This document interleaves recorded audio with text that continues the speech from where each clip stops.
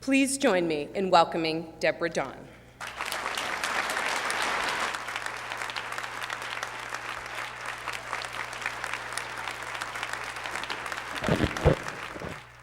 Thank you, Mimi.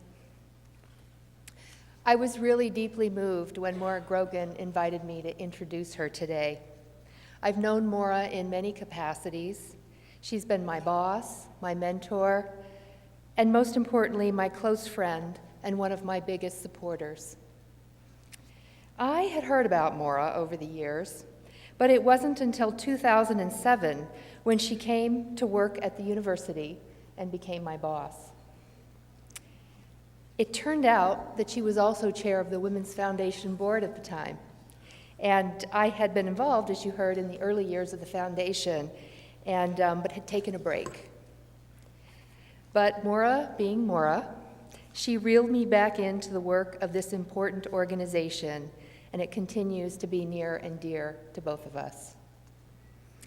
Maura is going to tell you more about herself and the life experiences that shaped her interest in supporting women and girls.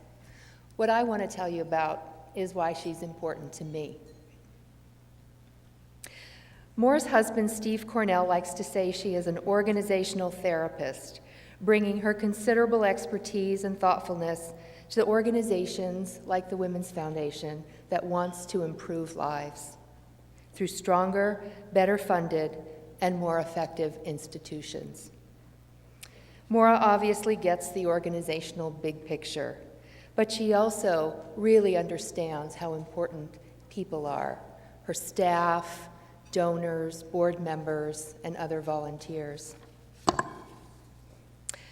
When she was my boss at the university, Maura really took the time to get to know me, to understand my strengths, to listen and challenge me, and to give me very focused and constructive feedback. In other words, she was a fantastic mentor. That kind of support from a boss was really a first for me. Maura is what I call a big person. She was a competitive ice skater throughout her childhood, an ice hockey player at Yale, and a 1976 Olympian in the luge. She's a wide variety of professional experience from Native American tribes, bioscience, architecture, public television, you name it. She's really very smart and quite irreverent, as our friend Kevin Hall can attest. She has a terrific sense of humor, and she is one tough coach. We often climb Tumamock Hill together with our friend Holly Altman. Both of them are in much better shape than I am, but Maura pushes me to keep up. I do a lot of complaining, but I appreciate it. More importantly, at least to me, is that she has a huge heart and a huge capacity to care about other people, and she is kind and a good listener. Maura was a terrific boss and mentor, and she's now a wonderful friend. I am really very, very lucky to have her in my life. If you don't already know Maura Grogan, you want to get to know this woman. Maura?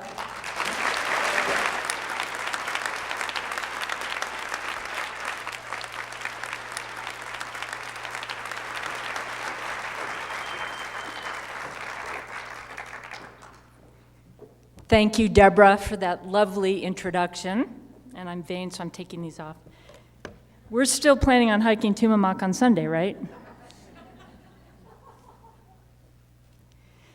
The past couple months leading up to today have been overwhelming for me. I have received congratulations from friends, neighbors, colleagues, people I hardly know. So many of you have given gifts to the Women's Foundation in my honor. I am incredibly grateful for your generosity to me and, more importantly, to the Women's Foundation. I especially want to thank my pals Candy Grogan and Jane Regal. They took on the fundraising effort in my honor, wrote letters, made phone calls, and had to write a lot more thank you notes than they ever expected. Thank you, Candy and Jane, for your friendship and support. I got involved in the work of the Women's Foundation a decade ago because it makes me mad that women are still treated as less than. It hurts me when I hear a woman say, "I can't, I don't know how, I'm not strong enough, I don't deserve it." I have stayed involved because the Women's Foundation does important work in this community and because of people like Candy and Jane and Deborah and many of you in this room today. When I was a little girl, I didn't realize that my upbringing was unusual or privileged. My Army officer dad played Barbie with me and taught me to love the language of Shakespeare. My school teacher mom showed me how to fix a leaking faucet and, by example, how to manage the family finances. Both of them encouraged me to try new activities and learn the skills I needed in life, whether it was my dad making sure I knew how to change a flat tire when I first started driving, or my mom teaching me how to sew. Over the years, I've come to understand that the real privilege that I grew up with was the conviction, nourished in me by my parents and coaches, that I could do pretty much anything I set my mind to. Even when I fell, which I did a lot on the ice, both literally and figuratively, I was taught to get up, dust myself off, and try again. I will always be grateful for that. It is because I know I am privileged that I feel compelled to give back, and the Women's Foundation has allowed me to do that. In partnership with many great organizations, the Women's Foundation improves the lives of individual women and girls, some of whom you've heard from today. But it also addresses equity and opportunity for all women in our region. On the surface, it looks like we're focusing on specific problems, such as providing shelter from domestic violence, teaching women to read, showing girls how to be philanthropists, introducing women to a new life in the U.S. after years of living in refugee camps. What these efforts really do, though, is give these women and girls what I assumed was my right growing up: the strength to take risks, the skills to figure things out, and the knowledge that someone, in fact many people, think you are worthy, think you are valued, and think you are loved. When I was on the board of the Women's Foundation, I urged the board to fund more research on the status of women in our region. Our first foray was a survey of nonprofits, donors, and community leaders, and it told us what we suspected. The community lacked measurable independent data on the status of women. We realized that we needed this data both to better target our grant making and to measure over time whether we were having any impact. Our next project was completed in 2010 on the status of women and girls in the 3 counties where we give grants: Pima, Cochise, and Santa Cruz. With that data, we started getting a much clearer picture, and it wasn't pretty. For example, we learned that nearly 16% of all females in southern Arizona lived below the federal poverty level, and 38% of single female-headed households with children were poor. We also confirmed that poverty discriminates. 13% of white women were poor, jumping to almost 25% for Hispanic and 37% for Native American women.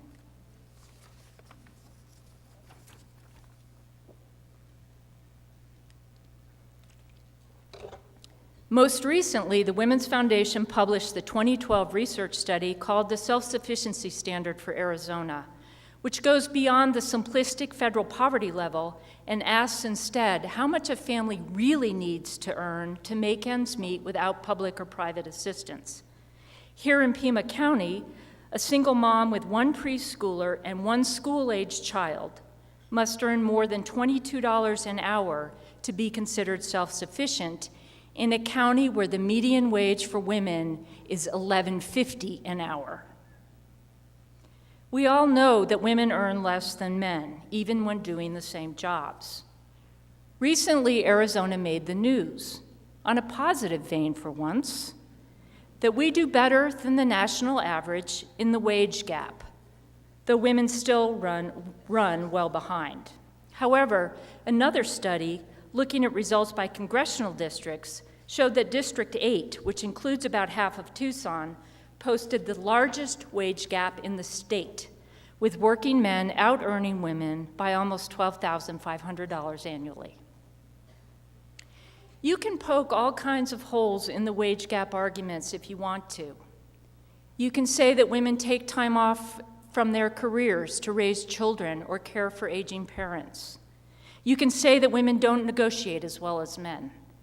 You can say that women go into lower-paying professions or don't work as many hours. Just imagine, though, if things were at parity. A national study conducted by the American Association of University Women in 2012 found that over the course of a 35-year career, an American woman with a college degree will earn $1.2 million less than a man with the same education.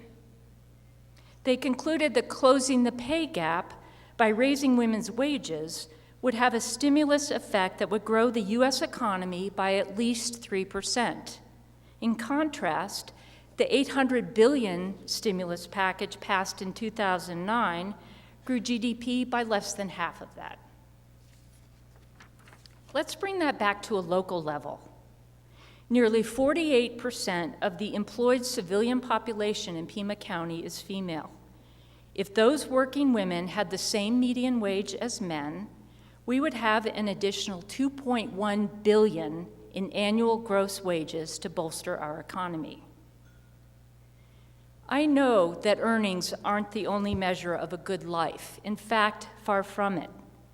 But if we are to improve the quality of life for everyone, we must pay attention to women's wages and not just focus on increasing the number of biotech or aerospace companies that locate here. We can do better, and we should do better, and if we work together, we will do better. While I sometimes cringe when I tell people I live in Arizona, I am always proud to tell them I am a Tucsonan. We are a community of people who help each other, who give of our time, our money, and our hearts. I know it is daunting when you hear statistics like these to imagine how you, as one person, can make a difference. Here are a few of my suggestions.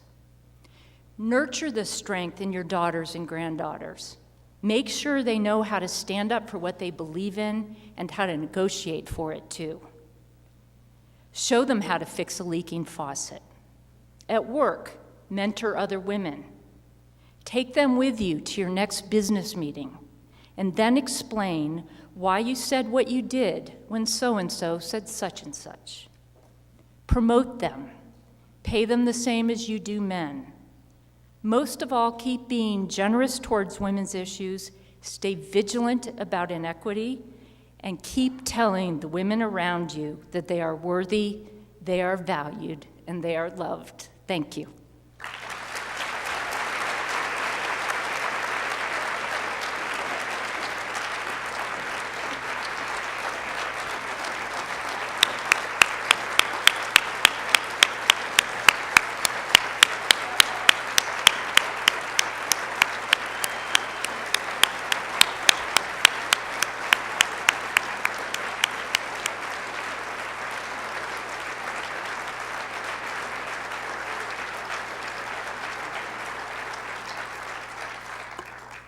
Maura, please accept these gifts as recognition for your commitment and support of women and girls in Southern Arizona.